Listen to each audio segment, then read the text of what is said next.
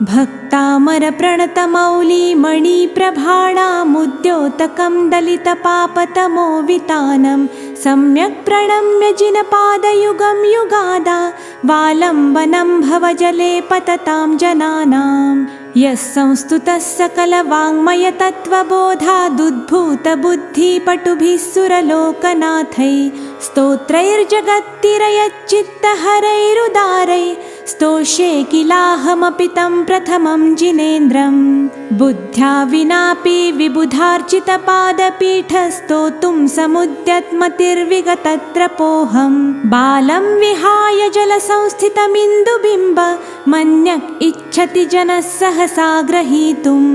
वक्तुं गुणान् गुणसमुद्रशशाङ्ककान्तान् कस्ते क्षमः सुरगुरुप्रतिमोऽपि बुद्ध्या कल्पान्तकालपवनोद्धतनग्रचक्रं को वा तरीतुमलमम्बुनिधिं भुजाभ्यां सोऽहं तथापि तव भक्तिवशान्मुनीश कर्तुस्तवं विगतशक्तिरपि प्रवृत्त प्रीत्यात्मवीर्यमविचार्य मृगो मृगेन्द्रं नाभेति किं निजशिशो परिपालनार्थम् अल्पश्रुतं श्रुतवतां परिहासधाम त्वद्भक्तिरेव मुखरीकुरुते बलान् मां यत्कोकिलः किल मधौ मधुरं विरौति तच्चाम्रचारुकालिकानिकरैकहेतु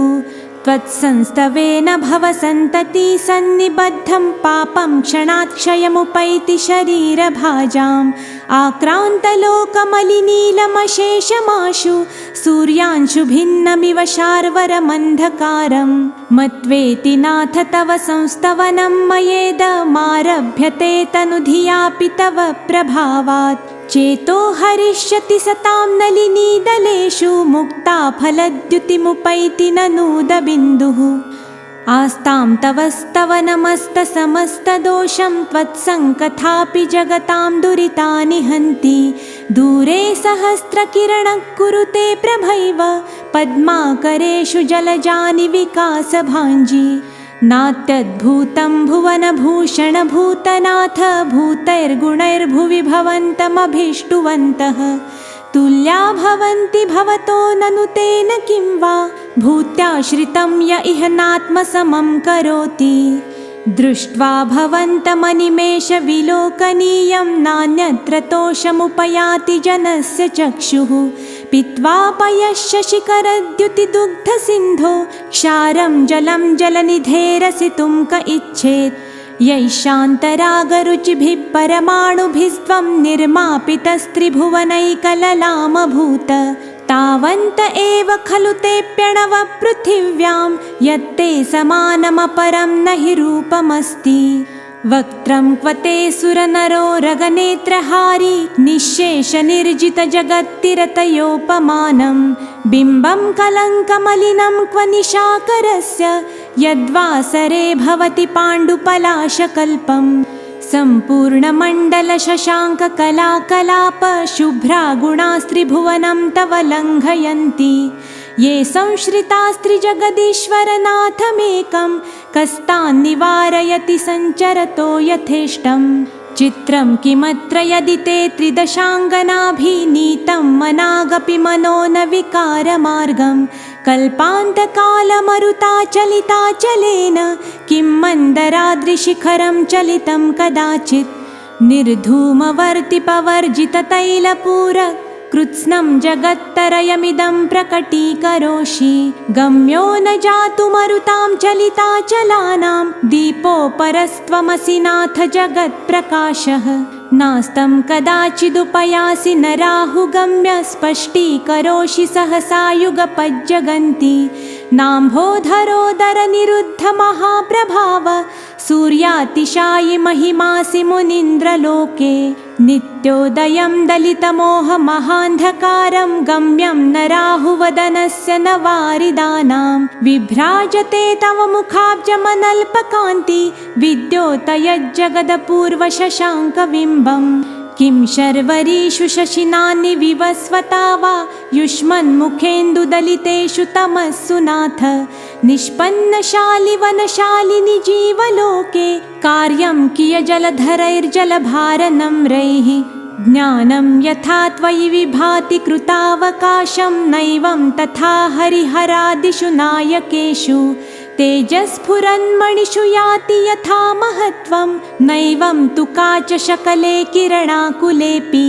मन्ये वरं हरिहरादय एव दृष्टा दृष्टेषु येषु हृदयं त्वयि तोषमेति किं वीक्षितेन भवता भुवि येन नान्य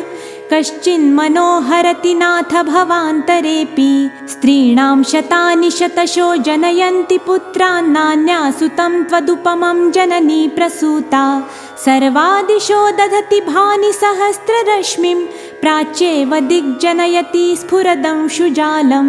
त्वामामनन्ति मुनयः परमं पुमांसमादित्यवर्णममलं तमसः पुरस्तात् त्वामेव सम्यगुपलभ्य जयन्ति मृत्युं नान्यः शिवः शिवपदस्य मुनीन्द्रपन्थः त्वामव्ययं विभुमचिन्तमसङ्ख्यमाद्यं ब्रह्माणमीश्वरमनन्तमनङ्गकेतुं योगीश्वरं विदितयोगमनेकमेकं ज्ञानस्वरूपममलं प्रवदन्ति सन्तः बुद्धस्त्वमेव विबुधार्चितबुद्धिबोधा त्वं शङ्करोऽसि भुवनत्रयशङ्करत्वात् धातासि धीरशिवमार्गविधे विधानात् व्यक्तं त्वमेव भगवन् पुरुषोत्तमोऽसि तुभ्यं नमस्त्रिभुवनार्तिहराय नाथ तुभ्यं नमः क्षितितलामलभूषणाय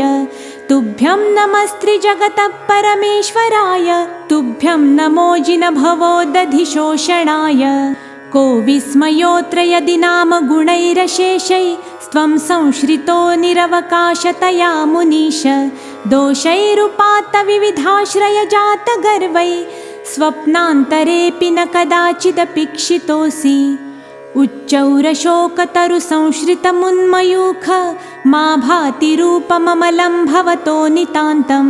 स्पष्टोल्लसतकिरणमस्ततमोवितानं बिम्बं रवेरिव पयोधर पार्श्ववर्ती सिंहासने मणिमयूखशिखा विचित्रे विभ्राजते तव वपुः कनकावदातं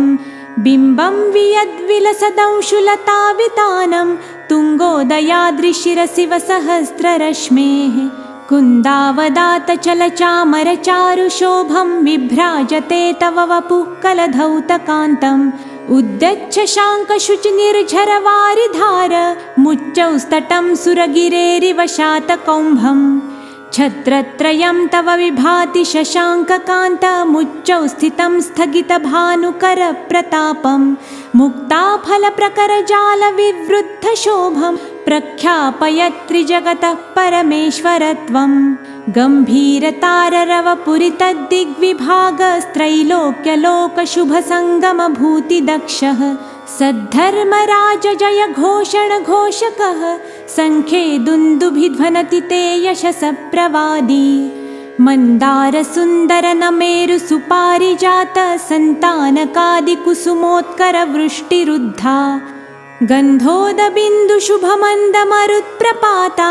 दिव्यादिवः पतति ते वचसां ततिर्वा शुम्भत्प्रभावलय भूरि विभाविभोस्ते लोकत्रये द्युतिमतां द्युतिमाक्षिपन्ति प्रोद्यद्दिवाकरनिरन्तर भूरि सङ्ख्या दीप्त्या जयत्यपि निशामपि सोमसौम्यां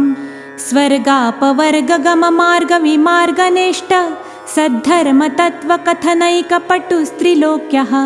दिव्यध्वनिरभवति ते विशदार्थ सर्व भाषा स्वभावपरिणामगुणैः प्रयोज्यः